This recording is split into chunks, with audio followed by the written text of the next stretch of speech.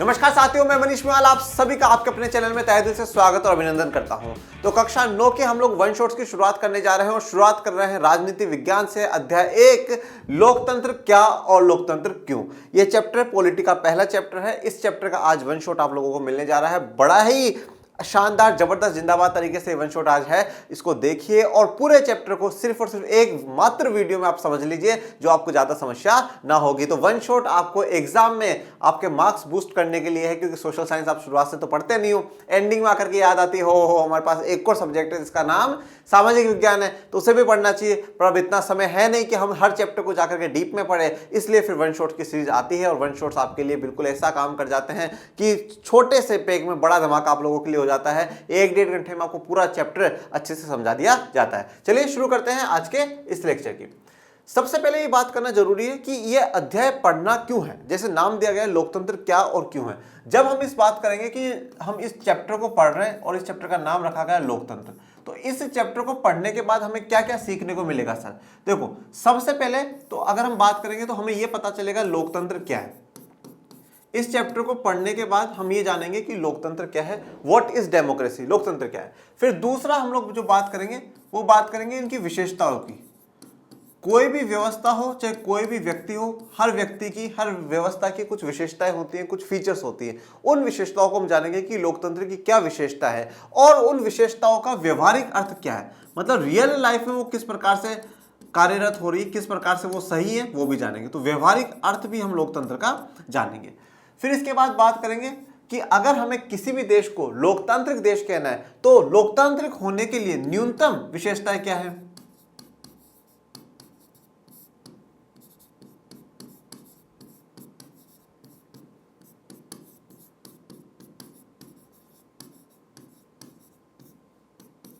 लोकतांत्रिक होने के लिए न्यूनतम विशेषताएं क्या है।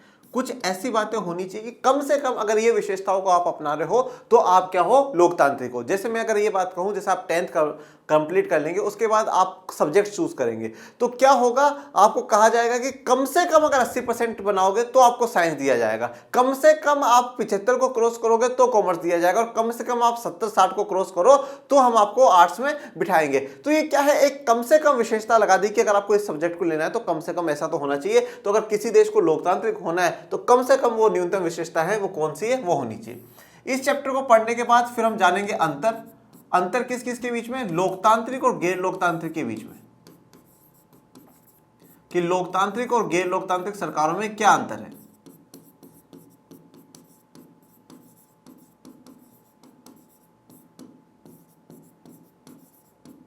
और इसको जानने के बाद फिर हम ये समझ जाएंगे कि लोकतंत्र ही सबसे लोकप्रिय शासन व्यवस्था है। तो लोकतंत्र सबसे लोकप्रिय शासन व्यवस्था क्यों है,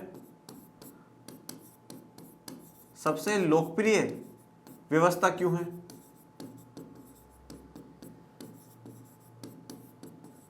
और फिर फाइनली हम एक बड़ी परिभाषा जानेंगे। बड़ी परिभाषा का मतलब है जिसमें काफी कुछ ऐड कर करके हमें दिया गया होगा, इसलिए फिर हम लोग बढ़ेंगे वृत्त परिभाषा की तरफ। एक ऐसी परिभाषा जिसको पूरा वो लोकतंत्र को संभालेगा, अगर वो पॉइंट्स में है तो वो देश लोकतांत्रिक कहलाएगा। तो यहाँ पर हमें इस चैप्टर में हम लोकतंत्र के बारे में चर्चा करेंगे, जिसमें हम क्या है लोकतंत्र, उसकी विशेषता, उसके व्यवहारिक अर्थ जानेंगे, लोकतंत्र होने की न्यूनतम विशेषता है उन पर चर्चा करेंगे, लोकतांत्रिक गैर लोकतांत्रिक सरकारों में अंतर करेंगे, और फिर सबसे लोकप्रिय व्यवस्था क्यों है लोकतंत्र, और फिर जो वृत्त परिभाषा है उस पर बात करेंगे। अब बात करते हैं लोकतंत्र की, कि लोकतंत्र है क्या। तो अगर मैं लोकतंत्र की बात करता हूं तो अगर मैं इंग्लिश में कहूं, इंग्लिश में लोकतंत्र को कहा जाता है डेमोक्रेसी। क्या कहा जाता है, डेमोक्रेसी। और ये जो डेमोक्रेसी जो शब्द है ये यूनानी शब्द है। और कौन सा शब्द है, डेमोक्रेशिया कहा जाता है, यूनान में इसको डेमोक्रेशिया कहा जाता है। तो डेमोक्रेसी की जो उत्पत्ति हुई है वो कहां से हुई है, यूनान के शब्द से हुई है, ये एक यूनानी शब्द है। तो डेमोक्रेशिया, ये डेमोक्रेशिया दो शब्दों से मिलकर के बनता है, एक है डेमोस और दूसरा है क्रेशिया। डेमोस का अर्थ होता है लोग और क्रेशिया का अर्थ है शासन। और जब हम इनको दोनों को ऐड कर देते हैं, हम इन दोनों को जोड़ देते हैं, तो मैं कह सकता हूं लोकतंत्र क्या है, लोगों का शासन।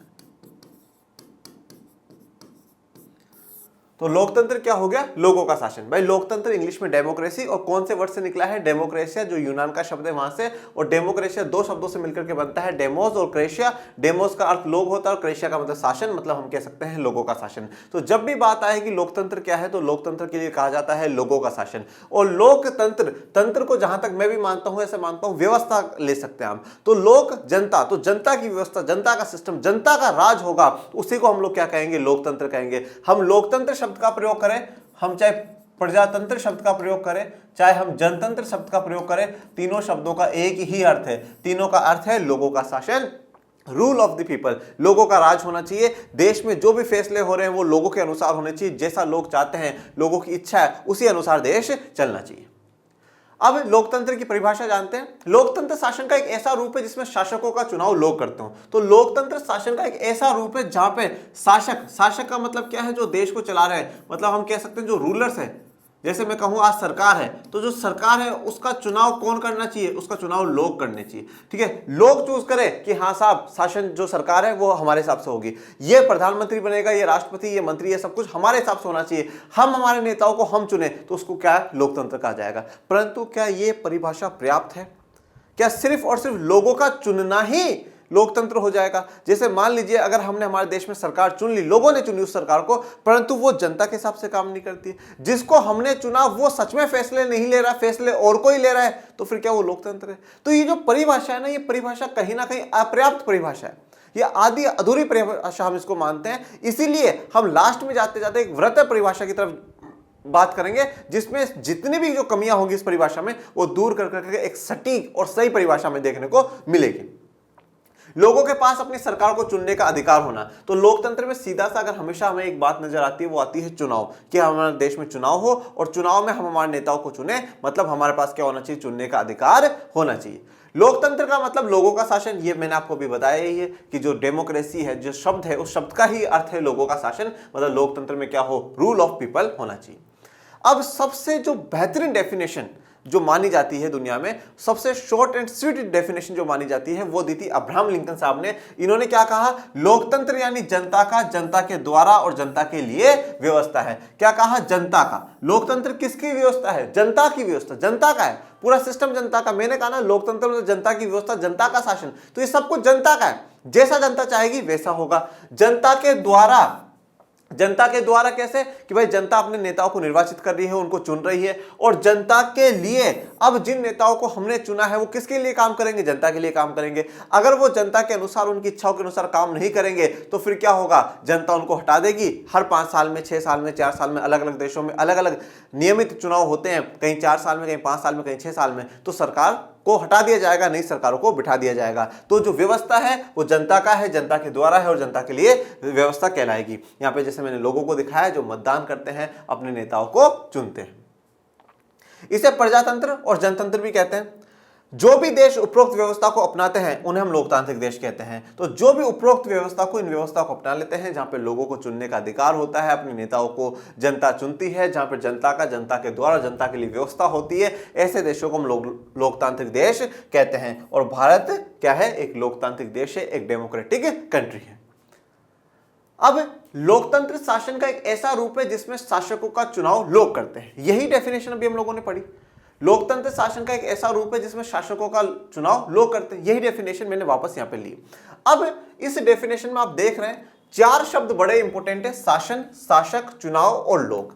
ये 4 शब्द बड़े इंपॉर्टेंट है। अब इन 4 शब्दों पे कुछ सवाल उठता है। सबसे पहला सवाल ये उठता है कि शासन कैसे हो? ठीक है, मतलब शासन का जो स्वरूप है वो क्या होना चाहिए। मतलब मैं ये कहूं कि सरकार का स्वरूप क्या होना चाहिए? भाई वहां पे लोकतांत्रिक हो, ठीक है, वहां पे राजतंत्री हो, तानाशाही हो, कैसी हो? शासक जो है वो कैसे हो? शासन कैसा होना चाहिए? फिर बात करेंगे चुनाव। तो चुनाव में कौन लोग मतदान करेंगे? कौन मतदान करेंगे? कौन चुनाव लड़ सकते हैं? फिर बात करूं शासक की, तो शासक कैसे निर्वाचित होगा, उसे कैसे चुना जाएगा? और जो लोग हैं उनके पास क्या अधिकार है और वो किस प्रकार से अपने नेताओं को चुनेंगे। मतलब इस परिभाषा पे हमने कुछ सवाल खड़े करे हैं। शासन का एक ऐसा स्वरूप जिसमें शासकों का चुनाव लोग करते हैं, मतलब क्या वहां पे शासन कैसे चलेगा, ठीक है, कैसे लोग चुनेंगे, कौन कौन से लोग मतदान कर सकते हैं और शासक का जो सरकार है उसका क्या स्वरूप रहेगा, उसका फॉर्म ऑफ गवर्नमेंट क्या रहेगा, वो हम लोगों को जानना है। तो ये डेफिनेशन वैसे अगर बात करें एक जनरली 6, 7, 8 तक के बच्चे के लिए ये डेफिनेशन पर्याप्त है, ठीक है। परंतु हम अब बड़ी क्लास में आ रहे हैं और बड़ी क्लास में हमें बहुत कुछ पढ़ना है और जैसे जैसे आप 11, 12 में जाएंगे आप लोकतंत्र की और भी परतें खोलेंगे, आप लोकतंत्र के बारे में और भी डीप में जाकर के जानेंगे। तो अभी हम 9th में हैं, तो हमें ये डेफिनेशन थोड़ी सी अधूरी लगती है कि लोकतंत्र शासन का एक साथ स्वरूप जिसमें शासकों का चुनाव लोग करते हो, मतलब डायरेक्टली बस पब्लिक चुन ले, पब्लिक चुन लिया बस बात खत्म। फिर वो चाहे पब्लिक के लिए काम कर रही हो या ना कर रही हो, तो फिर कैसा लोकतंत्र? क्या सच में वो जनता के लिए काम कर रही है और क्या सच में जनता ने जिनको चुना है वही लोकतंत्र में काम कर रहे हैं या और कोई फैसले ले रहा है? तो इन सब के लिए हमें कुछ लोकतंत्र की विशेषताओं को जानना पड़ेगा। हम पहले समझेंगे लोकतंत्र की कुछ विशेषताओं को कि ये लोकतंत्र की विशेषताएं हैं और फिर इन विशेषताओं के साथ हम ऐड करते जाएंगे और एक हमारी नई परिभाषा आ जाएगी।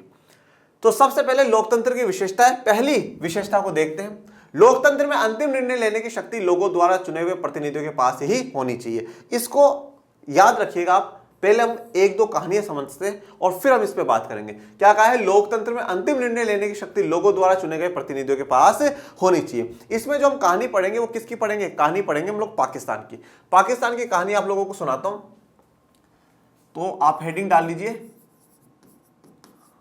पाकिस्तान की कहानी। अब पाकिस्तान की कहानी है, ओके, और शुरुआत हम लोग कर रहे हैं यहां पे 1999 अक्टूबर से, 1999 अक्टूबर।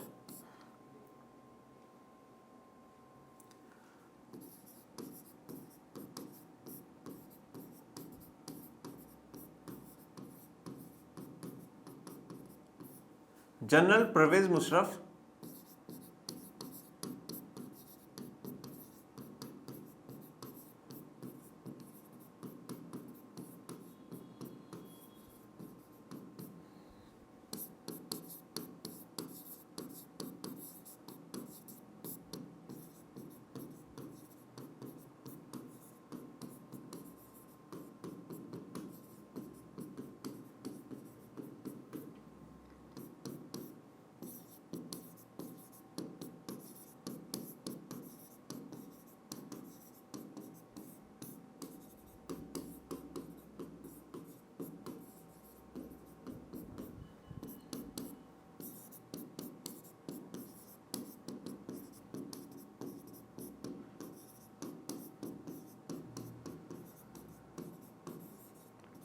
देखिए पाकिस्तान की कहानी है और यहाँ पे रोल जो निभा रहे हैं वो है जनरल परवेज मुशर्रफ। जनरल परवेज मुशर्रफ ने 1999 के अक्टूबर में सेना का शासन स्थापित कर दिया। जैसे आपको जनरल दिख रहा है, तो ये जनरल जो है जनरली कहाँ पर होता है? मिलिट्री में एक पोस्ट के दायरे पे देखा गया है। तो जनरल परवेज मुशर्रफ ने सेना का शासन स्थापित कर दिया और वहां पर जो लोकतांत्रिक सरकार थी उसको भंग कर दिया, मतलब लोकतांत्रिक सरकार को हटा दिया और हटा करके स्वयं को क्या है? कार्यकारी घोषित कर लिया कि भाई आज से जो भी काम होगा वो मेरे अंडर में होगा, मेरे हिसाब से होगा। स्वयं को कार्यकारी घोषित करा और कुछ समय के बाद उन्होंने क्या है? खुद को राष्ट्रपति घोषित कर लिया कि भाई आज से पाकिस्तान का राष्ट्रपति मैं हूं। फिर उसके बाद हम आगे घटनाक्रम में बढ़े तो हम आगे बात करेंगे 2002 की, 2002 की। अब 2002 में उन्होंने एक जनमत संग्रह कराया, ठीक है। 2002 में उन्होंने एक जनमत संग्रह कराया। अब ये जनमत संग्रह क्या होता है सर? जनमत संग्रह का मतलब होता है, जन मतलब जनता और मत उनके वोट्स, ठीक है। तो उनके उससे पूछा गया कि हाँ भाई मुझे राष्ट्रपति रहना चाहिए नहीं रहना चाहिए, 5 साल में कार्यकाल बढ़ा देना चाहिए नहीं बढ़ा देना चाहिए। तो जनता का समर्थन मांगा गया, जनता से वोटिंग कराएगी। अब इस जनमत संग्रह के बाद यहाँ परवेज मुशर्रफ ने 5 साल के लिए अपना कार्यकाल बढ़ा लिया।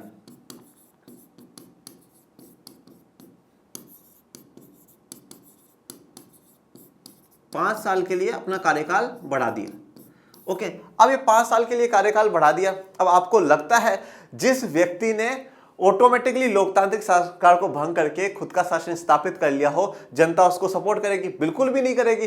परंतु सेना का आदमी था और तानाशाही दिखाने की कोशिश कर रहा था, तो जनता वैसे ही खिलाफ थी और डर भी था जनता में, तो जनता ने कुछ बोला नहीं। तो आवाज किसने उठाई? आवाज उठाई मीडिया ने और मानव अधिकार संगठनों ने। मीडिया और मानव अधिकार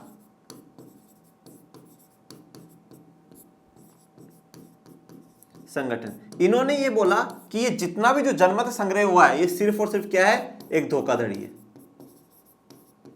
जनमत संग्रह जो है वो सिर्फ और सिर्फ धोखाधड़ी है और उसके अलावा कुछ भी नहीं है। तो जनमत संग्रह के बाद परवेज मुशर्रफ ने अपना शासन 5 साल के लिए बढ़ा लिया और उसमें मीडिया ने, मानव अधिकार आयोग ने आरोप लगाया कि ये जनमत संग्रह सिर्फ और सिर्फ धोखाधड़ी है, इसके अलावा कुछ भी नहीं है, धांधली करी गई है, अपनी मर्जी से परवेज मुशर्रफ ने ये कराया है और लोगों की इसमें बिल्कुल भी राय नहीं है कि सरकार जो है जनरल परवेज मुशर्रफ चलाए या सेना के शासन के हिसाब से चले। अब इसको हम यहीं से आगे कंटिन्यू करते हैं। ओके, अब हम लोग बात करेंगे अगस्त 2002 की।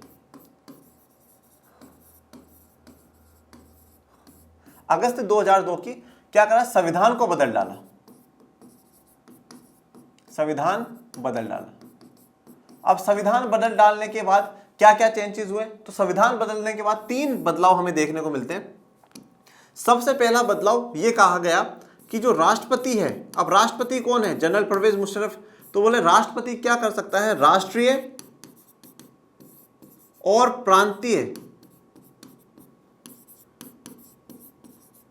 असेंबली को भंग कर सकता है।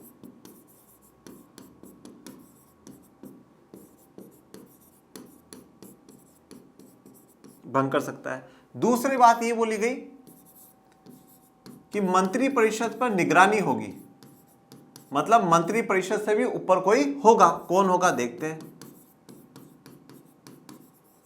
उसके लिए एक कमेटी बनाई गई जिसे नाम दिया गया राष्ट्रीय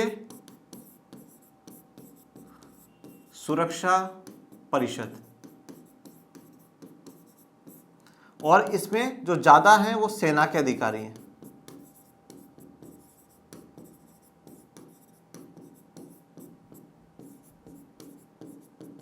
तीसरा पॉइंट एक बार और समझते हैं। तीसरे पॉइंट में ये बोला गया कि राष्ट्रीय और प्रांतीय असेंबली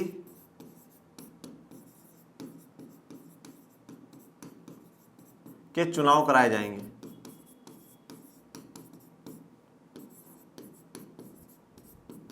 देखिए, अब संविधान बदल डाला और संविधान बदलने में उन्होंने 3 बात रखी। पहले इसको देखिए, क्योंकि बोला राष्ट्रीय और प्रांतीय असेंबली के चुनाव कराए जाएंगे। ठीक है, राष्ट्रीय और प्रांतीय असेंबली के चुनाव का मतलब क्या है, जो पाकिस्तान की जो राष्ट्रीय संसद है, जैसे आज भारत की संसद है, उसमें लोकसभा, राज्यसभा और राष्ट्रपति जी आते हैं, तो जैसे वहां की जो राष्ट्रीय संसद है वहां पर भी चुनाव होंगे, और जो प्रांतीय असेंबली है, जैसे आज हमारे जो विधानसभा है, राजस्थान की विधानसभा, हरियाणा की विधानसभा, इन सब कार्य में आपने पढ़ रखा है, तो वहां पर भी चुनाव कराए जाएंगे।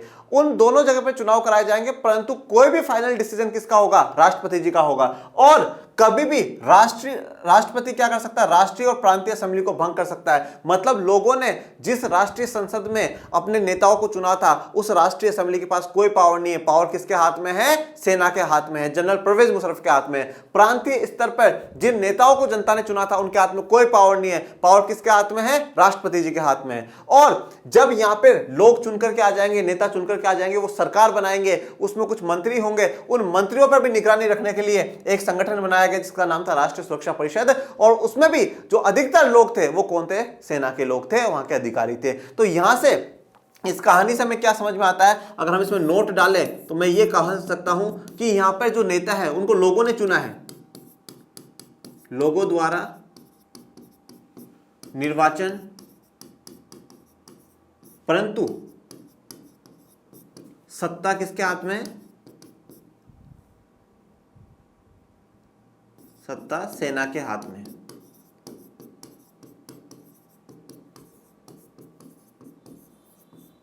ठीक है, फाइनल डिसीजन कौन ले रही है, सेना ले रही है। ठीक है, फाइनल डिसीजन कौन ले रहा है, राष्ट्रपति जी ले रहे हैं। अब आ जाओ उस वाली पहली विशेषता पे, लोकतंत्र में अंतिम निर्णय लेने की शक्ति लोगों द्वारा चुने गए प्रतिनिधियों के पास होनी चाहिए। अब यहां पर क्या है, हमने राष्ट्रीय असेंबली को चुना, राष्ट्रीय असेंबली के पास पावर नहीं है, राष्ट्रीय असेंबली के पास पावर नहीं है। कौन लेगा डिसीजन, राष्ट्रपति जी लेंगे और सेना लेगी। प्रांतीय असेंबली को भी चुना तो बोले तुम्हारे पास भी पावर नहीं है, ठीक है, तुम भी डिसीजन नहीं ले सकते। कौन लेगा, फाइनल डिसीजन हम लोग लेंगे। और इनमें से जो मंत्रिमंडल बन रहा है वो मंत्रिमंडल पे भी किसकी निगरानी है, राष्ट्रपति जी की निगरानी है, सेना की निगरानी है। मतलब अगर हम डेफिनेशन देखें और उसमें कहा गया कि लोगों द्वारा चुनाव होना चाहिए, तो यहाँ अपने नेताओं को चुना तो है, परंतु उसके साथ एक बात यह भी होनी चाहिए कि जिनको जनता ने चुना है उनके पास हर निर्णय लेने की पावर होनी चाहिए, सारे के सारे पावर उनके पास होनी चाहिए कि वो निर्णय ले सके और उनके डिसीजन पूरे देश में मान्य हो। परंतु यहां पर क्या हुआ, जो निर्णय ले रहा है पाकिस्तान में वो उसको चुना नहीं जा रहा है और जिनको चुना जा रहा है वो निर्णय नहीं ले रहे हैं। मतलब बड़ी ही कंट्रोवर्सी, और पाकिस्तान का सिस्टम कभी समझ में भी नहीं आया। उनके कभी तानाशाही हो जाती है, कभी सेना का शासन आ जाता है, फिर कभी बीच में लोकतंत्र आ जाता है, फिर सेना का शासन आ जाता है। ये चीज आप क्लास 12 तक पढ़ेंगे अगर आप आगे पॉलिटी लेते हैं। ये हमारे माननीय प्रधानमंत्री श्री नरेंद्र मोदी जी। अब फिर दूसरी विशेषता की तरफ बढ़ते हैं। लोकतंत्र निष्पक्ष और स्वतंत्र चुनाव पर आधारित होना चाहिए ताकि सत्ता में बैठे लोगों के लिए जीत हार के समान अवसर हो। चलिए अब इसमें हम कहानी पढ़ेंगे। हमने हमारे एक पड़ोसी की तो कहानी पढ़ ली पाकिस्तान की, अब दूसरे पड़ोसी की पढ़ लेते हैं। और दूसरा पड़ोसी हमारा कौन है? चीन। हमारा दूसरा पड़ोसी कौन है? चीन। चीन की कहानी पढ़ते हैं, चीन की कहानी। ठीक है, अब चीन की कहानी हम पढ़ेंगे और चीन की कहानी में यहां पर हर साल हर 5 वर्ष में चुनाव कराए जाते हैं। यहां पर हर 5 वर्ष में चुनाव कराए जाते हैं। हर 5 ईयर्स में चुनाव होंगे, जैसे 5 साल कंप्लीट हो जाएंगे चुनाव होंगे। अब आप पूछोगे सर कौन से पद के लिए चुनाव कराए जाते हैं, तो मैं कहूंगा राष्ट्रपति के पद के लिए चुनाव कराए जाते हैं कि हमें राष्ट्रपति बनाना है, इस पद के लिए हमें चुनाव कराना है। सर वहां की संसद का नाम क्या है वो बता दीजिए सर। वो जैसे हमारी संसद का नाम संसदीय भारतीय संसद है, वहां की संसद का नाम क्या है? बड़ा ही इंटरेस्टिंग नाम है, बड़ा ही डिफिकल्ट सा नाम है। क्या नाम है? क्वांगो रेमिन दाइवियो, वहां की संसद का नाम है। अब इसको अगर हम हिंदी करते हैं तो हम लिखते हैं राष्ट्रीय जनसंसद। सर ये इजी है, ऊपर वाला तो बड़ा ही डिफिकल्ट है। ठीक है, राष्ट्रीय जनसंसद। और वैसे वहां की संसद का नाम है क्वांगो रेमिन दाइवियो, राष्ट्रीय जनसंसद। अब यहाँ पे हर 5 साल में चुनाव कराए जा रहे हैं, पद राष्ट्रपति जी का है और वहां की जो संसद है क्वांगो रेमिन दाइवियो। परंतु यहाँ की संसद में टोटल जो मेंबर्स चुन करके आएंगे वो कितने आएंगे? 3000 सदस्य चुन करके आएंगे। टोटल 3000 सदस्य चुन करके आएंगे और इन 3000 सदस्यों में से सिर्फ और सिर्फ वो कौन हो सकते हैं? कम्युनिस्ट पार्टी के लोग हो सकते हैं, कम्युनिस्ट पार्टी के लोग होंगे। और इन 3000 में से कुछ को सेना चुनती है।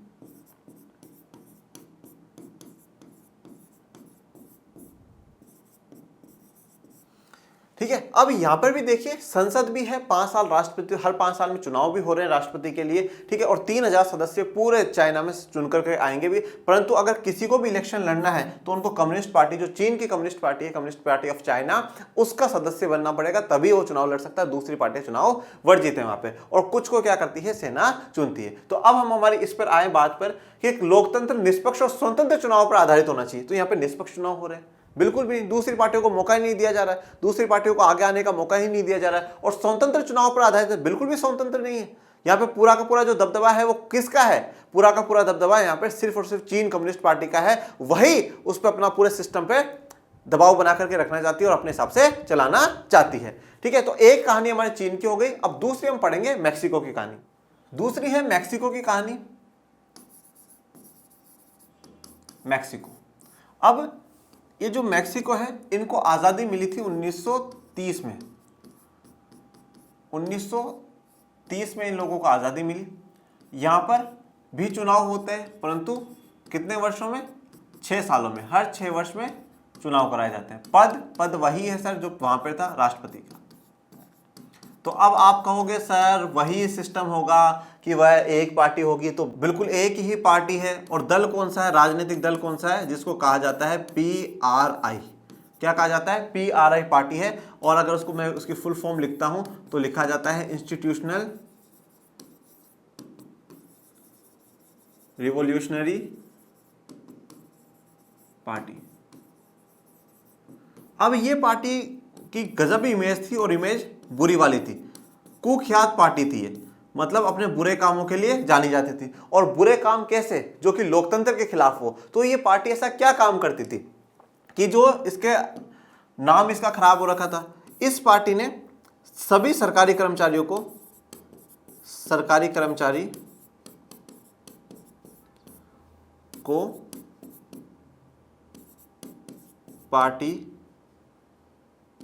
की बैठक में शामिल होना जरूरी है, ठीक में जाना जरूरी है। तो सबसे पहला तो ये कहा गया कि जितने भी सरकारी कर्मचारी हैं, ठीक है, उन सबको इस पार्टी की बैठक में आना जरूरी है। मतलब इससे क्या होगा कि ये देखने को मिलेगा कि देखो साहब सब कितना जन सैलाब जो है वो पीआरआई पार्टी के साथ है, और अगर आप लोगों ने हमारी पार्टी को सपोर्ट नहीं करा तो हम आपको क्या कर देंगे, सरकारी नौकरी से निकाल देंगे, हम नौकरी से आपको बाहर कर देंगे। फिर दूसरा दबाव बनाया गया अध्यापकों पर। अध्यापकों को यह कहा गया कि आप अपनी स्कूल में जितने भी बच्चे हैं उन सबके अभिभावकों को, मतलब माता पिता को कहिए कि पीआरआई पार्टी को ही वोट दे। तो अध्यापक सभी अभिभावकों से कहते हैं, सभी अभिभावकों पर पीआरआई को मतदान देने का दबाव। तो उन पर भी लोगों पे प्रेशर बना दिया जाता है कि आप सभी अभिभावकों को ये कहना कि सिर्फ और सिर्फ वोट दे तो पीआरआई को पार्टी को ही दे, अगर नहीं दिया तो उनके बच्चे के साथ कुछ गलत कर दिया जाएगा। फिर तीसरा जो सबसे ज्यादा जो तानाशाही लोग करते हैं या जो पार्टी जिनका दबदबा होती है वो करती है, वो क्या करती है, मीडिया पर नियंत्रण। मीडिया को यही कहा गया कि जितनी भी विपक्ष में पार्टियां हैं उनकी ही आप बुराई करें, उन्हीं की आलोचना करें। नहीं, अगर नहीं करते हो आप तो आपका जो ये पावर है आपको बोलने की दी गई है वो पावर छीन ली जाएगी। तो मीडिया पे जो पूरा का पूरा कंट्रोल होता है वो किसका होता है, इन लोगों का ही होता है, पीआरआई पार्टी का ही होता है। तो सरकारी कर्मचारी को बोला गया कि वो हमारी पार्टी की बैठक अटेंड करें। अध्यापक के ऊपर दबाव बनाया गया कि आप सभी अभिभावकों को बोलिए कि वो पीआरआई पार्टी को मतदान दे, और मीडिया पर भी क्या करा गया, नियंत्रण करा गया। और सबसे जो हटकर के इन्होंने काम करा वो ये करा कि अंतिम समय पर मतदान केंद्रों को बदल दिया।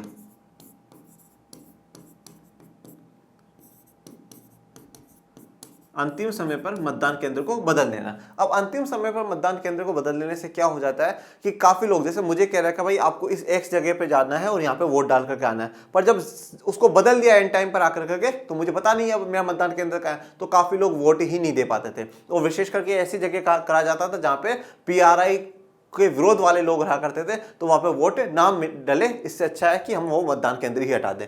फाइनली ये सिस्टम मैक्सिको में चलता रहा और 2000 तक, ईयर 2000 तक ये चलता रहा। 2000 में आकर के पीआरआई का जो राष्ट्रपति का उम्मीदवार होता है वो हारता है, और फिर कुछ थोड़े मैक्सिको में बदलाव देखने को मिलते हैं। तो अब यहाँ पर फिर से आप मुझे बताइए, क्या यहाँ पर स्वतंत्र और निष्पक्ष चुनाव हो रहे हैं? बिल्कुल भी नहीं हो रही। दूसरी पार्टियों को बिल्कुल अवसर नहीं दिया जा रहा है। चीन में चीन कम्युनिस्ट पार्टी राज कर रही थी और यहाँ पे कौन राज कर रहा है, पीआरआई पार्टी राज कर रही है। तो अब सिर्फ और सिर्फ देखो, अब यहाँ पे भी जनता चुन रही है, अपने शासकों को जनता चुन रही है, परंतु खुशी से नहीं चुन रही है। चाइना में भी जनता चुन रही है, परंतु खुशी से नहीं चुन रही है। पाकिस्तान में भी जनता चुन रही है, परंतु उनके पास पावर नहीं है। तो यहां पर अगर लोग अपने शासकों को चुने, ये तो प्रथम है, पहली जरूरत है लोकतंत्र की, परंतु उसके साथ क्या हो कि जो अंतिम निर्णय लेने की शक्ति हो वो भी उन चुने हुए लोगों के हाथों में हो, और उसके साथ साथ जो चुनाव हो रहे हैं वो स्वतंत्र और निष्पक्ष होने चाहिए। ये हमारी दो विशेषताएं थी, वो दो विशेषताएं पूरी। अब तीसरी विशेषताओं की तरफ बढ़ते हैं। लोकतंत्र के लिए होने वाला संघर्ष सार्वभौम वयस्क मताधिकार के साथ जुड़ा था। तो लोकतंत्र के लिए जो संघर्ष है वो सार्वभौम वयस्क मताधिकार के साथ जुड़ा है। इसका मतलब यह है कि 18 साल से ऊपर, या जो वयस्क हो जाते हैं, कहीं कहीं पे 21 साल से ऊपर के लोगों को वोट देने का अधिकार है, कहीं कहीं पर 18 साल से ऊपर के लोगों को वोट देने का अधिकार है। तो 18+ जो भी लोग हैं उन, वो चाहे किसी जाति, धर्म, लिंग, रंग, कैसी भी आर्थिक स्थिति हो, कोई भी समाज में कोई भी भेदभाव, उन सबको दूर करते हो, सबको वोट देने का अधिकार होगा, और 1 मैन 1 वोट 1 वैल्यू का रूल अपनाना होगा, तभी लोकतंत्र है। 1 मैन 1 वोट 1 वैल्यू, मतलब हर व्यक्ति वोट देगा, वो एक ही गिना जाएगा, चाहे वो व्यक्ति कितना ही बड़े पद पर बैठा हो, चाहे वो व्यक्ति कितने ही छोटे पद पर हो। अब इस सिद्धांत को लगभग पूरी दुनिया में मान लिया गया, तो ऑलमोस्ट पूरी दुनिया मान लिया है इस सिद्धांत को, पर किसी व्यक्ति को मतदान के समान अधिकार से वंचित करने के उदाहरण भी कम नहीं है। तो देखो, आप आज आपको दुनिया में हर जगह महिलाओं को भी वोट देने का अधिकार है, पुरुषों को भी है, चाहे वो किसी वर्ग का हो, सबको वोट देने का अधिकार है। परंतु फिर भी कुछ ऐसे देश हैं, कुछ ऐसी जगह है जहां पे कुछ विशेष वर्गों को वोट देने से वंचित रखा गया है। ये मतदान को मैंने दर्शाया है। 2015 तक सऊदी अरब में औरतों को वोट देने का अधिकार नहीं था। तो इस सऊदी अरब की हम लोग बात कर रहे हैं, 2015 तक सऊदी अरब में औरतों को वोट देने का बिल्कुल भी अधिकार नहीं था कि औरतें वोट देने जाएगी। एस्टोनिया ने अपने यहाँ नागरिकों के नियम कुछ इस तरह से बनाए कि रूसी अल्पसंख्यक समाज के लोगों को मतदान का अधिकार हासिल करने में मुश्किल होता था। तो एस्टोनिया ने अपने रूल्स ऐसे बनाए कि जो रूसी अल्पसंख्यक है, जो रूसी भाषा बोलते हैं और वहां पे अल्पसंख्यक है जिनकी संख्या कम है, ऐसे लोगों को वोट देने का ऑप्शन नहीं मिलता था। तो वोट कौन देते थे? जो वहां पे बहुसंख्यक हुआ करते थे वही वोट देते थे। फिजी की चुनाव प्रणाली में वहां के मूल वासियों के वोट का महत्व भारतीय मूल के फिजी नागरिक के वोट से ज्यादा था। अब फिजी में क्या है, फिजी में जो ओरिजिनली शुरुआत से फिजी में रह रहे हैं वो, और जो भारत से फिजी गए हैं वो, ठीक है ना। तो अब यहाँ पे जो फिजी के जो मूलवासी है उनके वोट के वैल्यू ज्यादा हुआ करते थे। जैसे मान लो यहाँ का एक फिजी ने वोट डाला तो वो 10 काउंट होंगे, और एक भारतीय फिजी ने वोट डाला तो वो 1 काउंट होगा। मतलब फिजी वालों को ज्यादा महत्व दिया गया, इंपोर्टेंस दी गई है। लोकतंत्र में हर वयस्क नागरिक का एक वोट होना चाहिए और हर वोट का एक समान मूल्य होना चाहिए। यही बात मैंने भी आपको कही, 1 मैन 1 वोट 1 वैल्यू होनी चाहिए। तो एक वोट होना चाहिए और एक समान उनका मूल्य होना चाहिए, बराबर होना चाहिए। मैं वोट डालूं तो भी वो एक ही काउंट हो, देश के राष्ट्रपति जी वोट डाले तो भी एक ही काउंट हो, देश का कोई भी व्यक्ति वोट डाले वो भी एक ही काउंट हो। ऐसा ना हो कि किसी व्यक्ति का, किसी वर्ग के लोगों का वोट डालना ज्यादा काउंट हो और किसी वर्ग के लोगों का वोट डालना कम काउंट हो। ऐसा नहीं होना चाहिए, वो भी लोकतंत्र नहीं है। अब हमारी चौथी जो विशेषता है वो क्या है? एक लोकतांत्रिक सरकार संवैधानिक कानूनों और नागरिक अधिकारों द्वारा खींची गई लक्ष्मण रेखाओं के भीतर ही काम करती है। तो देखो, हमने 3 विशेषताएं पढ़ी हैं। पहली विशेषता हम लोगों ने क्या पढ़ी कि लोगों के पास चुनने का अधिकार होना चाहिए और चुनने के साथ जो अंतिम निर्णय ले वही लोग ले जिनको हमने चुना है। दूसरा, निष्पक्ष और स्वतंत्र चुनाव होने चाहिए। तीसरा, सबको वोट का अधिकार होना चाहिए और सबके समान होना चाहिए। अब चौथा जो हम एक विशेषता पढ़ रहे हैं लोकतांत्रिक सरकारों की, वो है यह है कि जो भी लोकतांत्रिक सरकार होती है वो संवैधानिक कानूनों के अंदर रह करके काम करे। मतलब कोई भी सरकार संविधान को क्रॉस ना करे, संविधान को पार करने की कोशिश ना करे, संविधान को सर्वोच्च मान करके और नागरिकों के अधिकारों को सर्वोच्च मान करके ही काम करे। नागरिकों के अधिकारों को छीनने की कोशिश ना करे और संविधान का उल्लंघन करने की कोशिश ना करे। अब आप बोलोगे सर आपने हर विशेषता में कहानी सुनाई है, तो यहां पर भी एक कहानी तो बनती है। बिल्कुल बनती है। और कहानी किसकी है? जिम्बाब्वे की। जिम्बाब्वे की कहानी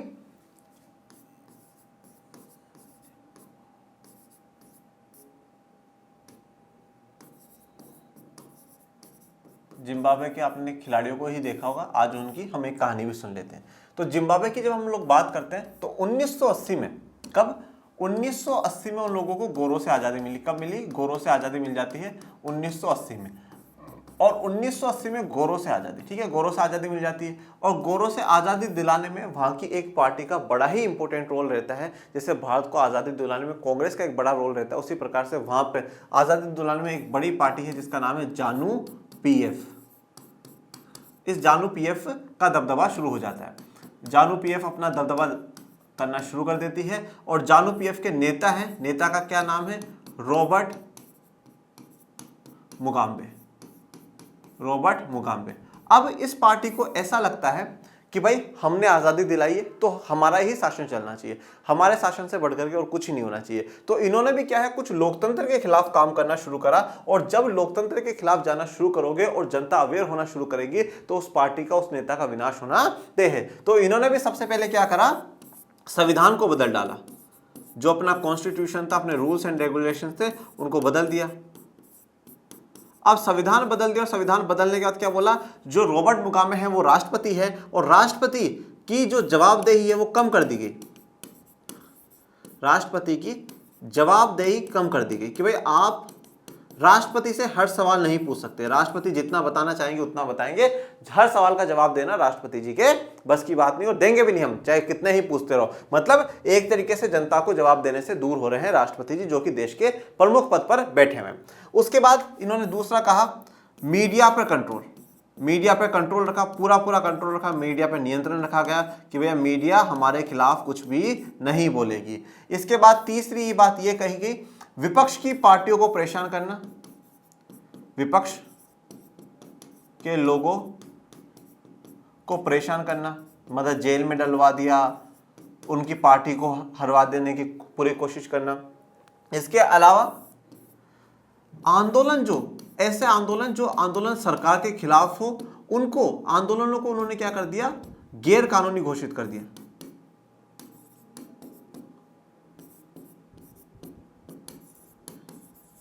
गैर कानूनी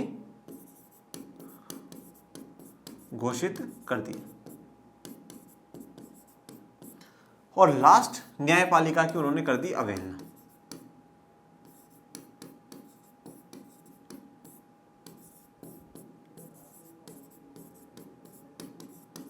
न्यायपालिका की अवहेलना। देखिए, अब इन्होंने संविधान बदला, राष्ट्रपति की जवाबदेही कम करी, उसके बाद मीडिया पे नियंत्रण बनाया, विपक्ष के लोगों को परेशान करना शुरू करा। आंदोलन क्या होते हैं? आंदोलन बताते हैं कि सरकार क्या सही कर रही है, क्या गलत कर रही है। सरकार का मतलब एक तरीके से आपको रूप पता चल जाएगा आंदोलन से। जितने आंदोलन होंगे इसका मतलब सरकार कहीं ना कहीं काम भी कर रही है और लोगों की आवाज सुनने की भी कोशिश कर रही है। परंतु इन्होंने आंदोलनों को गैर कानूनी घोषित कर दिया कि अगर कोई भी आंदोलन करेगा तो उनको क्या हम पकड़ करके जेल में डाल देंगे। और न्यायपालिका की बात नहीं मानी जाती थी। न्यायपालिका कुछ बोल रही है, उन बातों को बिल्कुल साइड में रख करके अपने हिसाब से ही शासन चलाते जा रहे हैं। और जब लोकतंत्र की हत्या होती है तो लोकतंत्र की हत्या सबसे पहले उन्हीं नेताओं को हटाती है जो लोकतंत्र की हत्या करते हैं। फाइनली 2017 में रॉबर्ट मुगाबे को राष्ट्रपति पद से हटा दिया गया। राष्ट्रपति पद से हटा दिया गया। तो जो चौथी विशेषता हम लोगों ने पढ़ी है, वो चौथी विशेषता ये कहती है संवैधानिक कानूनों और नागरिक अधिकारों द्वारा खींची गई लक्ष्मण रेखा के भीतर ही काम करना चाहिए। तो उन्होंने संविधान को भी बदला और संविधान में जो न्यायपालिका की व्यवस्था होती है उस न्यायपालिका की भी अवहेलना करी। जिस संविधान में मीडिया को आजादी दी जाती है उस मीडिया पे कंट्रोल करा गया। जिस संविधान में लोगों को अपनी बात रखने के, विचार रखने की आजादी दी जाती है, आंदोलन करने की आजादी दी जाती है शांतिपूर्ण तरीके से, उसको भी यहाँ पे सरकार ने दबाने की कोशिश करी है। तो फाइनली क्या हुआ, यहाँ पर भी रॉबर्ट मुगाबे को हटा दिया गया। तो ये चार विशेषताएं। अब इन चार विशेषताओं को हम जोड़ करके उस पहली वाली डेफिनेशन को पढ़ रहे हैं तो ही हमें समझ में आएगा कि हाँ फिर ही पूरा लोकतंत्र है। नहीं तो पहली वाली डेफिनेशन के हिसाब से देखते हैं तो डेफिनेशन अधूरी है। लोकतंत्र शासन का एक ऐसा रूप है जिसमें लोगों द्वारा चुने गए शासक ही सारे प्रमुख फैसले करें। तो अब देखो लोकतंत्र का अर्थ क्या है भाई? पहली शर्त तो यह है कि लोगों द्वारा निर्वाचन हो, लोग चुने। लोग चुनने के साथ क्या है? लोगों द्वारा शासक ही सारे प्रमुख फैसले करें। तो जिनको लोगों ने चुना है वही सारे प्रमुख फैसले लें, कोई दूसरा ना ले। जैसे कि पाकिस्तान में लोग राष्ट्रीय और प्रांतीय असेंबली में लोगों को चुन रहे थे, नेताओं को चुन रहे थे, परंतु फैसले कौन ले रहा था? सेना का जो अध्यक्ष, जो राष्ट्रपति बना, जनरल परवेज मुशर्रफ, वो ले रहा था। चुनाव लोगों के निष्पक्ष अवसर और इतने विकल्प उपलब्ध कराता है कि वे चाहे तो मौजूदा शासकों को बदल सकते हैं। ठीक है, लोकतंत्र सच में जो बात करता है वो चयन की बात करता है कि चयन होना चाहिए, मतलब हमें चुनने का अवसर मिलना चाहिए। और चुनने के लिए क्या होना चाहिए? हमारे पास बहुत सारे विकल्प होने चाहिए। जैसे आज अगर हम इंडिया की बात करें तो इंडिया में 750 से ज्यादा पार्टियां रजिस्टर्ड हैं, 750 से ज्यादा राजनीतिक दल हैं। तो हम किसी को भी वोट कर सकते हैं। आप देखते होंगे कि जब हमारे कहीं चुनाव होते हैं तो 5-10 कैंडिडेट खड़े होते हैं, हम किसी को भी वोट कर सकते हैं। तो हमारे पास चुनने का अवसर है। हमें लगा नहीं भाई पिछले साल हमने पिछली बार इसको वोट दिया था, इसने सही काम नहीं करा, हमने दूसरे को वोट दे दिया। तो चुनने का अवसर होना चाहिए, निष्पक्ष अवसर आपको मिलना चाहिए, कोई चीटिंग नहीं होनी चाहिए। सिर्फ और सिर्फ एक पार्टी को या एक इंसान को वोट डालने का दबाव कभी नहीं बनना चाहिए। और सभी को चुनाव में खड़े होने का भी अधिकार मिलना चाहिए, यह भी जरूरी है। यह विकल्प और अवसर सभी लोगों को समान रूप से उपलब्ध हो और इस चुनाव से बनी सरकार संविधान द्वारा तय बुनियादी कानूनों और नागरिक अधिकारों के दायरे को मानते हुए काम करे। तो ये जो अवसर है वो सभी को मिले, मतलब वोट देने का अधिकार सबको हो, चुनाव लड़ने का अधिकार सबको हो, और जो सरकार इन लोगों द्वारा चुनी जाए वो संविधान के दायरे में रहकर करके क्या है कि सारे काम करे, सारे बुनियादी काम करे। संविधान को साइड में रख करके कोई भी काम नहीं होना चाहिए। संविधान को सर्वोच्च मान करके काम करा जाए। संविधान को एक लक्ष्मण रेखा की तरह देखा जाए कि हाँ भाई ये लक्ष्मण रेखा संविधान ने खींची है। और संविधान ने नागरिकों के लिए भी कुछ कर्तव्य रखता है, नागरिकों के भी कुछ लक्ष्मण रेखा है, सरकार की भी कुछ लक्ष्मण रेखा है। अगर हम सब अपने अपने संविधानों को मान करके चलते हैं, हर देश अपने संविधान को मानता है, तो कभी भी वहां पे दूसरी जो शासन व्यवस्था है वो स्थापित नहीं हो सकती, लोकतंत्र स्थापित रहेगा। और पूरी दुनिया में आप देख लीजिए, मानते हैं कि लोकतंत्र में कुछ कमियां होंगी। अब हम पढ़ेंगे लोकतंत्र के विपक्ष में तर्क हम लोग पढ़ेंगे। हम मानते हैं कि लोकतंत्र में कुछ कमियां हैं, परंतु पूरी दुनिया में सबसे बेहतर शासन व्यवस्था है वो लोकतंत्र ही है। अब लोकतंत्र के खिलाफ तर्क, ठीक है, बहुत से लोग कहते हैं लोकतंत्र में ये कमी है, ये कमी है। तो आइए कौन कौन सी कमी है? लोकतंत्र में नेता बदलते रहते हैं, इससे अस्थिरता पैदा होती है। बात सही है, लोकतंत्र में क्या होता है, नेता बदल जाते हैं। अब नेता बदल जाते हैं तो अस्थिरता आ जाती है। जैसे मैं फॉर एग्जांपल मैं कहूं कि भाई 2014 से पहले मनमोहन सिंह जी की सरकार थी, 2014 के बाद मोदी जी की सरकार आ गई। अब मनमोहन सिंह जी ने जो पॉलिसी चला रखी होगी, हो सकता है मोदी जी बंद कर दे, या हो सकता है मोदी जी जो चला रखे हैं वो कल को कोई दूसरा नेता है वो बंद कर दे। हर 5 साल में सरकारें बदलती रहती है, आती जाती रहती है, वो उसको बंद करता है, उस पॉलिसी को चलाता है। और एक कोई बड़े जो प्रोजेक्ट होते हैं उन पर सही से एक व्यक्ति काम नहीं कर पाता क्योंकि उसको पता है मैं 5 साल में चुनाव लड़ूंगा, जीतूंगा तो ही काम कर पाऊंगा, तो थोड़ी सी अस्थिरता पैदा रहती है। लोकतंत्र का मतलब सिर्फ राजनीतिक लड़ाई और सत्ता का खेल है, यहाँ नैतिकता की कोई जगह नहीं है। तो लोकतंत्र तो ऐसा लगता है कि सिर्फ और सिर्फ सत्ता पाने का खेल है। साम दाम दंड भेद सब चीजों का प्रयोग करो, किसी को मारना हो मरवाओ, मीडिया को दबाओ, विपक्ष की पार्टियों को यहां से हटाओ, सब कुछ करो, बस सिर्फ और सिर्फ सत्ता पानी है। कैसे पानी है? नैतिकता नहीं, कहीं पे कोई मोरल वैल्यूज नहीं है कि नहीं नहीं साहब सबको अवसर मिलना चाहिए, सबको मौका मिलना चाहिए। पार्टी या व्यक्ति से पहले वो एक मानव है, इंसान है, उसके साथ ऐसा गलत नहीं होना चाहिए।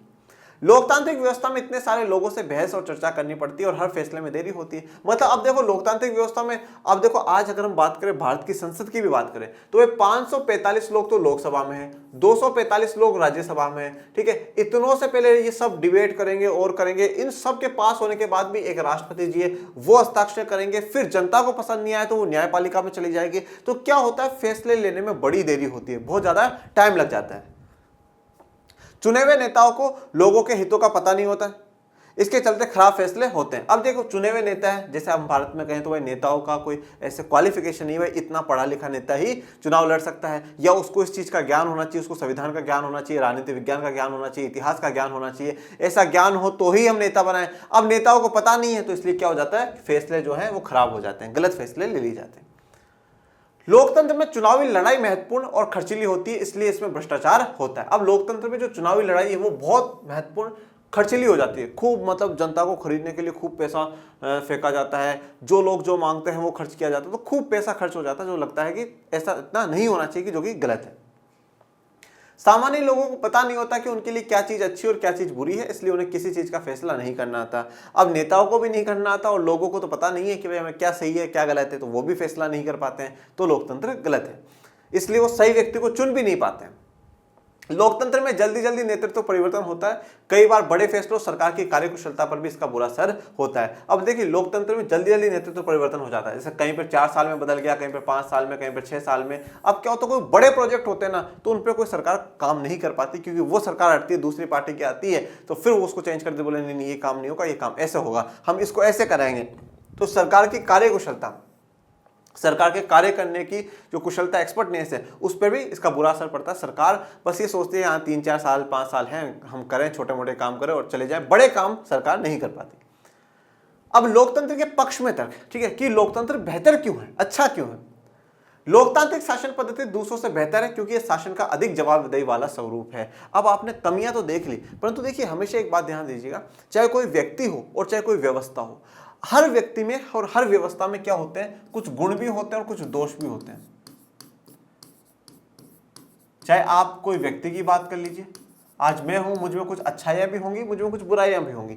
आज कोई व्यवस्था है, उस व्यवस्था में कुछ गुण भी होते हैं और कुछ दोष भी होते हैं। लोकतंत्र में कुछ बुराइयां हैं तो कुछ अच्छाइयां भी होंगी, राजतंत्र में कुछ अच्छाइयां हैं तो कुछ बुराइयां भी होंगी। तो हर व्यक्ति, हर व्यवस्था में कुछ गुण भी होते हैं, कुछ दोष भी होते हैं। परंतु हमेशा एक बात ध्यान रखिएगा, अगर हमारे गुण ज्यादा हो और हमारे दोष कम हो तो हम उसको गुणकारी कहेंगे कि हाँ नहीं भाई फायदेमंद है, चलो दोष है पर कुछ है, थोड़े बहुत है, चलो चलता है, कोई बात नहीं। परंतु अगर गुण कम हो और दोष ज्यादा हो तो हम उसको क्या कहेंगे, दोषी कहेंगे, उस व्यवस्था को खराब कहेंगे। लोकतंत्र के साथ ये वाला सीन है, यहां पर हाँ माना कि कुछ दोष हैं, कुछ कमियां हैं, परंतु जो गुण है ना, गुण ज्यादा है, ज्यादा अच्छी बातें उसमें हैं, तो इसलिए हम लोकतांत्रिक व्यवस्थाओं को गुणकारी, एक बेहतर व्यवस्था कहते हैं। उसका पहला कारण है कि लोकतंत्र में सबसे ज्यादा अधिक जवाबदेही होती है। चाहे आज आप देख लीजिए, प्रधानमंत्री जी से लेकर के मुख्यमंत्री, मंत्री, सब अगर जनता कुछ पूछती है उसका जवाब देते हैं। प्रधानमंत्री जी भी संसद में जाकर के जो जनता द्वारा निर्वाचित लोग हैं उनको बताते हैं कि भाई ये सरकार जो काम कर रही है वो ऐसा कर रही है, इसके पीछे सरकार का ये तर्क है, ये अच्छाई है, ये बुराई है, कानूनों को संसद से ही पास करवाया जा रहा है, पूरा एक सिस्टमेटिक चल रहा है। और जब जब जनता जवाब मांगती है सरकार से, जनता जवाब भी देती है, तो लोकतंत्र में अधिक जवाबदेही होती है। इस प्रकार लोकतंत्र बेहतर निर्णय लेने की संभावना बढ़ा देता है, ठीक है। अब भाई जैसे आंदोलन करने की भी छूट होती है, तो अब जैसे मान लो सरकार ने कुछ करा, लोगों ने विरोध करा, तो सरकार को पता चल गया नहीं नहीं साहब हम ये तो गलत कर रहे हैं, हमें दूसरा निर्णय लेना होगा, लोगों की इच्छा के अनुसार हमें चलना होगा, तो सरकार अपना निर्णय बदल देगी। लोकतंत्र मतभेदों और टकराव को संभालने का तरीका उपलब्ध कराता है। देखो अब लोकतंत्र मतभेद, अगर हमारा कोई आइडियाज है, उसमें कोई डिफरेंसेस हैं, कोई टकराव है समाज में, उनको संभालने का सबसे बेहतरीन तरीका है। कैसे है, जैसे मान लीजिए कि आज एक हमारे देश में दो समूह रहते हैं, दो वर्ग रहते हैं, दो अलग अलग वर्ग हैं। दोनों वर्गों के अलग अलग उद्देश्य हैं, कोई कुछ सोचता है, कोई कुछ सोचता है। अब दोनों ही वर्ग क्या है, चाहते हैं कि सरकार हमारे वर्ग के लिए काम करे। तो अब वो दोनों लड़ेंगे नहीं साहब सरकार हमारे लिए काम करेगी, वो हमारे लिए काम करेगी। सरकार बोलते तुम दोनों मत लड़ो, हम दोनों के लिए काम करेंगे। चलो जैसे मैं आपको एक उदाहरण देता हूं, जैसे 1965 के बाद ये कहा गया, 1965 के बाद अंग्रेजी भाषा का प्रयोग नहीं होगा, जितने भी सरकारी कार्यालय कामकाज में अंग्रेजी भाषा का प्रयोग नहीं होगा, सिर्फ और सिर्फ हिंदी भाषा का करा जाए। परंतु जो दक्षिण भारत है हमारे, तमिलनाडु, केरल, कर्नाटक, वहां पर वो लोग या तो उनको इंग्लिश आती है या वहां की जो लोकल लैंग्वेज है तमिल, मलयालम, वो भाषाएं आती हैं। उन्होंने फिर क्या है, विरोध करना शुरू कर दिया, उन्होंने हिंसा करना शुरू कर दी। बोला कि अगर आप अंग्रेजी को हटा दोगे तो फिर हम कैसे काम कर पाएंगे, ठीक है। तो वो गलत है, फिर हम या तो आप हमारी लोकल लैंग्वेज सीखो, तो इतना सब सीख नहीं सकते, तो इससे अच्छा है कि अंग्रेजी को भी चलने दो। तो भारत सरकार ने बीच का रास्ता निकाला और ये कहा कि अब भी हम इंग्लिश भी चलाएंगे और हिंदी भी चलाएंगे, दोनों भाषाएं चलाएंगे। तो अब क्या हुआ, जो मतभेद था उस मतभेद को संभाल लिया। कुछ लोग कह रहे नहीं साहब हिंदी हमारी राष्ट्रभाषा बननी चाहिए, सरकार ने बोला नहीं, हिंदी भी चलेगी और इंग्लिश भी चलेगी, दोनों में काम होगा। तो सरकार ने मतभेद को संभाल लिया। ये कहां पॉसिबल है, ये लोकतंत्र में ही पॉसिबल है। अब यहां पे मान लो कि राजा होता, राजा तो कहता नहीं, राजा को कौन सी आती है, बोला राजा को साहब मलयालम आती है, तो भाई आज से सारा काम मलयालम में ही होगा, क्योंकि मुझे तो समझ में आना चाहिए, मैं राजा हूं, नहीं तो फिर मुझे नहीं समझ में आएगा। क्या मतलब है, राजा को इंग्लिश आती है, हाँ भाई बोलो इंग्लिश, नहीं फिर तो इंग्लिश में होना चाहिए। हिंदी आती है तो हिंदी भाई, चाहे सीखो ना सीखो। ऐसे तानाशाह, तो तानाशाह तो अपनी विचारधारा को चलाता है, भाई मुझे ये करना है तो ये करना है, बाकी मुझे किसी से मतलब नहीं, चाहे जनता कुछ चाहे या कुछ भी करे, लड़ो मरो, उसको कोई फर्क नहीं पड़ता। लोकतंत्र नागरिकों का सम्मान बढ़ाता है, ये बड़ी इंपॉर्टेंट बात है। लोकतंत्र में ही नागरिकों का सम्मान है। आप चाहे राजतंत्र देख लीजिए, राजतंत्र में राजा को बिल्कुल ही परवाह नहीं है कि प्रजा क्या कर रही है, क्या नहीं कर रही है, कैसे जियो मरो। कुछ राजा होते हैं जो बहुत बेहतर आते हैं, बाकी राजाओं बेकार ही चलते हैं। वो नागरिकों का बिल्कुल ही सम्मान नहीं करते, ठीक है। बस उनकी जो शानो शौकत है वो शानो शौकत बनी रहनी चाहिए, उनका जीवन है वो बेहतर चलता रहना चाहिए। तानाशाही वाले हैं तो तानाशाही, आपने हिटलर का नाम सुना होगा, आपने पढ़ा भी है क्लास 9th में हिटलर के बारे में। तो हिटलर जानते हुए यहूदियों को मारा, किसी का भी उसने सम्मान नहीं करा, सिर्फ जो उसके साथ है उसी को वो साथ लेकर के चला, बाकी सब उसके खिलाफ ही रहे। तो नागरिकों का सम्मान सिर्फ और सिर्फ लोकतंत्र में ही होता है। लोकतंत्र में नागरिकों का और नागरिकों के विचारों का सम्मान होता है। अगर नागरिक कह रहे हैं कि नहीं साहब सरकार ये काम करे, तो सरकार सुनती है कि हाँ भाई हमें ये काम करना चाहिए, ये नहीं करना चाहिए।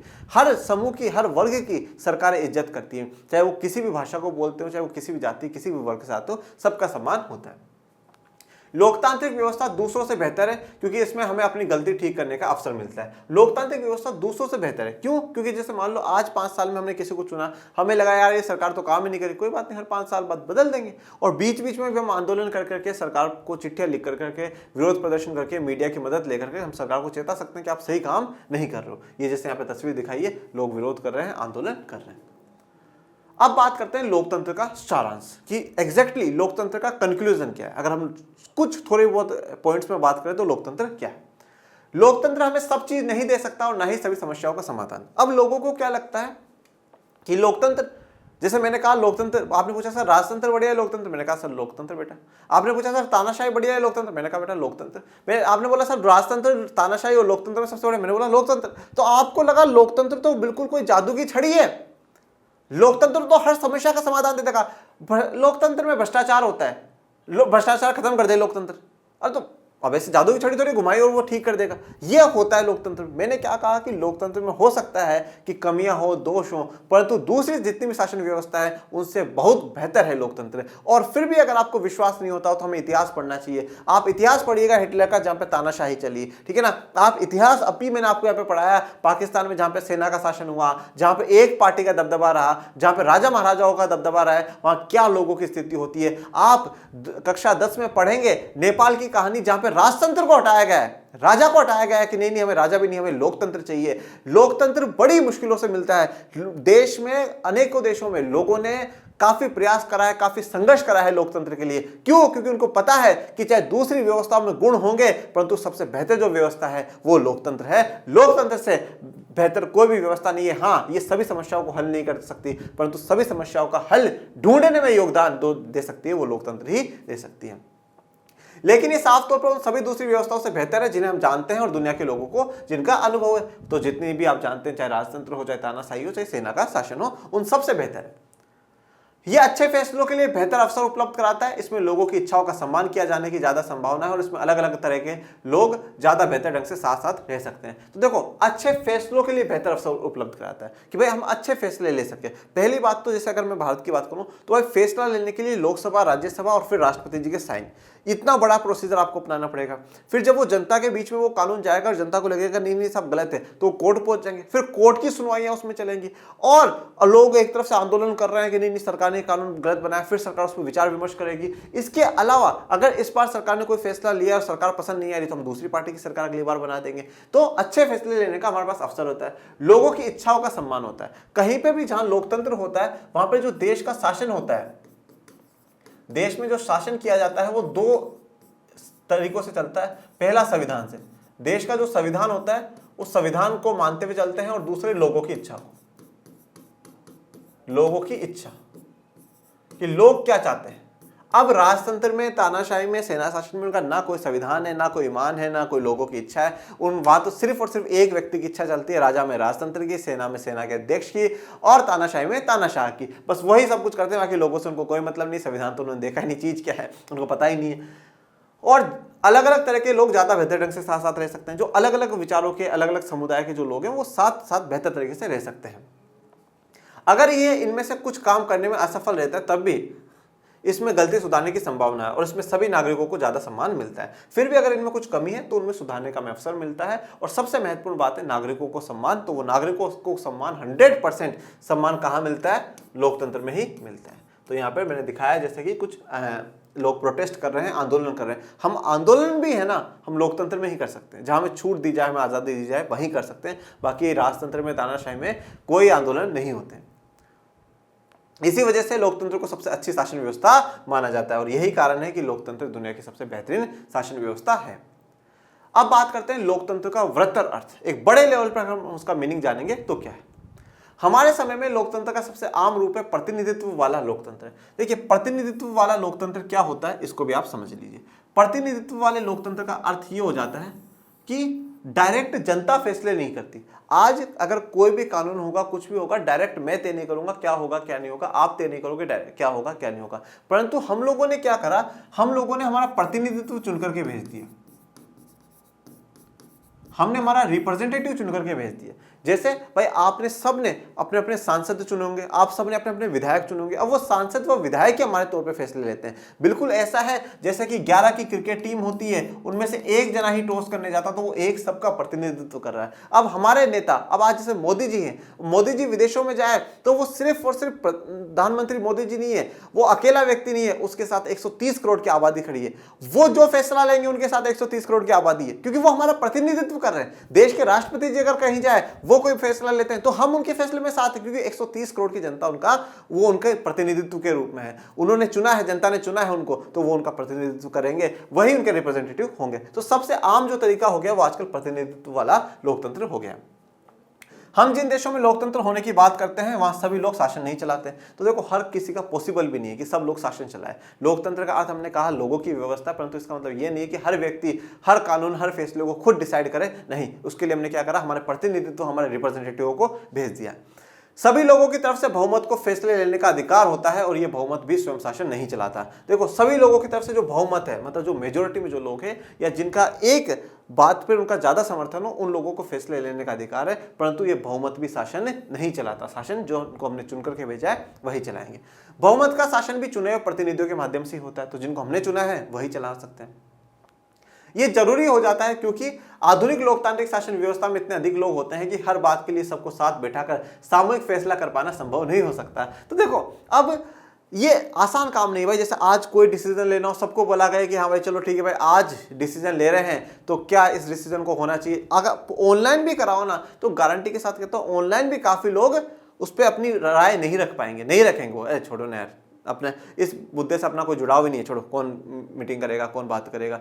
हम मतलब हर 5 साल में हम चुनाव कराते हैं, उस 5 साल में तो लोग 100% वोटिंग नहीं देते, 100% वोट नहीं देते, पर 5 साल फिर सरकार में कमी निकाल देंगे, पर एक बार वोट देने नहीं जाते। तो आप सोचो, अगर रेगुलर महीने में 2-3 बार ऐसी मीटिंग हो कि हाँ भाई आज ये कानून बनेगा तो इस कानून पे आप अपना पक्ष बताएं, लोग नहीं बता पाएंगे। तो सामूहिक बैठकें करना संभव नहीं है। अगर ये संभव हो तब भी हर एक नागरिक के पास हर फैसले में भाग लेने का समय, इच्छा या योग्यता या कौशल नहीं होता। और चलो मान लिया कि सब एक जगह इकट्ठा हो जाएंगे, उसमें उन्होंने पार्टिसिपेट करने का भी बोल दिया, परंतु देखो कुछ लोगों के पास तो समय नहीं है। अरे छोड़ भाई यार, काय का, जब बनने दे जो कानून बनता है, बाकी मैं नहीं जाऊंगा तो क्या हो जाएगा, बाकी की जनता तो कर ही रही है पार्टिसिपेट, कोई बात नहीं। कभी कभार लोगों की इच्छा नहीं होती, बोले छोड़ो, अपना इच्छा ही नहीं, अपना ऐसे इंटरेस्ट नहीं है, जो कानून बता रहे हैं इस कानून में अपना इंटरेस्ट ही नहीं है, योग्यता भी नहीं हो सकती, जरूरी नहीं है। अब जैसे मान लीजिए कोई अनपढ़ व्यक्ति है, उसको क्या पता है इस पे मैं हाँ बोलूँ ना बोलूँ, उसको तो पड़ोसी ने बोला हाँ हाँ बोलना है तो हाँ बोल देगा, ना बोलना है तो ना बोल देगा, कौशल टैलेंट भी नहीं होता किसी किसी में। तो इन कारणों के कारण भी हम खुद फैसले नहीं ले सकते, इसलिए हम हमारा प्रतिनिधित्व भेज देते हैं। जैसे यहाँ पे दिखाया, टीम वर्क जो होना चाहिए वो हम ऐसे नहीं कर सकते। लोकतांत्रिक फैसले का मतलब होता है उस फैसले से प्रभावित होने वाले सभी लोगों के साथ विचार विमर्श के बाद उनकी स्वीकृति से फैसले लेना, यानी जो बहुत शक्तिशाली न हो उसका भी किसी फैसले में उतना ही महत्व होना जितना किसी बहुत शक्तिशाली का है। सीधा सा अर्थ यहाँ पर यह कहा गया है, लोकतांत्रिक फैसले का सीधा सा अर्थ यह है कि हर व्यक्ति का उसमें रोल होना चाहिए। जैसे हम कहते हैं लोगों का शासन, जनता की व्यवस्था, जनता की व्यवस्था का मतलब जनता में कौन आ रहा है, जो समाज के अंतिम पायदान पर खड़ा हुआ व्यक्ति है वो भी जनता का है। अगर देश का सबसे अमीर, सबसे शक्तिशाली, सबसे धनी व्यक्ति अगर किसी फैसले में भागीदार बन सकता है तो सबसे पिछड़ा हुआ, सबसे गरीब व्यक्ति का भी हिस्सा है। आप देखो आज संगठन जो भी है, सब संगठन क्या करते हैं, कौन आवाज उठाता है, जो पिछड़े हैं, गरीब है वो आवाज उठाता है, नहीं सरकार ही जो कर रही है वो गलत कर रही है। मतलब उनकी भी भागीदारी है, उनका भी रोल है, उनकी भी इन्वॉल्वमेंट है, और वही लोकतंत्र है। इस प्रकार लोकतंत्र एक ऐसा सिद्धांत है जिसका प्रयोग जीवन के किसी भी क्षेत्र में हो सकता है। अब लोकतंत्र का अर्थ सिर्फ और सिर्फ राजनीति में नहीं है भाई, लोकतंत्र का सीधा मतलब जनता की व्यवस्था। और अगर हम इसमें कहूं, हम सीधा क्या कहते हैं, चयन। आपको चयन का मौका मिलना चाहिए। अगर आप मार्केट जा रहे हैं और आपको दुकानदार बोले नहीं नहीं साहब यही शर्ट खरीदनी पड़ेगी, तो लोकतंत्र नहीं है। आपके पास 10 हो, उसमें जो आपकी इच्छा हो वो खरीद लो। आपके पास जहां चॉइस हो वहां लोकतंत्र है, और उस चॉइस को मानने की, उसको अपनाने की और उसके साथ चलने की आपको इजाजत दी जाए तो लोकतंत्र है। आपको पूरी छूट होनी चाहिए।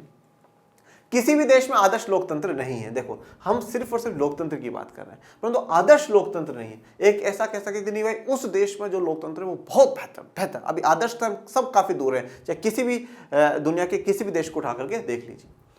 लोकतंत्र की जिन विशेषताओं की चर्चा हमने इस अध्याय में की है वो लोकतंत्र की न्यूनतम शर्तें हैं, जो और जिन विशेषताओं की हमने चर्चा करी वो कम से कम शर्तें हैं कि भाई ये तो होना ही चाहिए, ये तो होना ही चाहिए। तो अब आप पूछोगे बोले सर आदर्श बनाने के लिए क्या कर सकते हैं? आदर्श बनाने के लिए मैं बहुत कुछ करना होगा।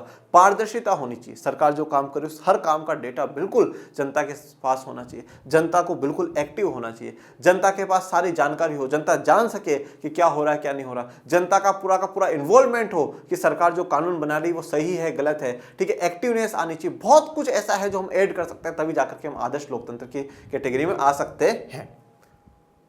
पर इनसे ये आदर्श लोकतंत्र नहीं बनता। तो ये तो कम से कम शर्तें हैं लोकतंत्र होने के लिए, पर आदर्श लोकतंत्र नहीं बन सकता।